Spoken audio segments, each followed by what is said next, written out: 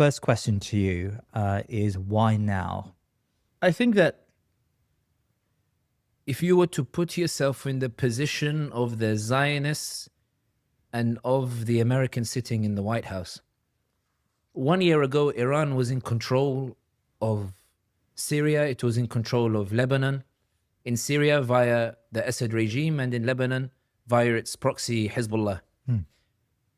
Today, Hezbollah has been significantly diminished in terms of its capabilities, and the Assad regime has been toppled. Iran's arm is no longer as long as it used to be, and it's no longer as strong as it used to be. From the Zionist perspective, Iran now has its back to the wall. Iran now is unprecedentedly weak. This is the time now to really hit home the point and try to diminish Iran's capabilities in order to prevent it from ever being able to establish such a reach again. And I think the Zionist argument has been beyond just Netanyahu's desire for war.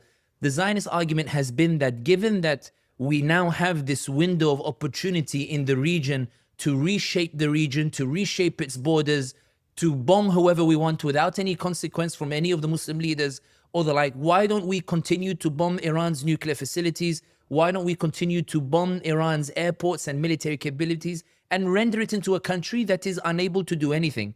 And I think from the Israeli perspective, given that the Iranians have been trying to develop, the Iranians say they're not trying to develop a nuclear weapon, but even if the Iranians were, on the basis that Israel should not be the only power allowed to have a nuclear weapon, given its antagonism towards the Iranians, the Israelis believe we have to prevent Iran from having a nuclear weapon, because if it has a nuclear weapon, then that compensates for Iran's inability to control Syria or Lebanon or any of these other regions. The Americans, however, are more hesitant, primarily because Israel doesn't have the power on its own to diminish Iran's capabilities. Israel is only able to attack a regional power with US support. Without US support, Israel does not survive in the region. Israel collapses within a few weeks. Israel is unable to stand against any of the regional powers. So Israel needs the US to be on board in order to attack the Iranians. And here is where there is division amongst the US powers. There are some who believe that this is the golden opportunity, that we should attack Iran and Iran should be diminishing its capabilities, the neocons and the hawks and the like.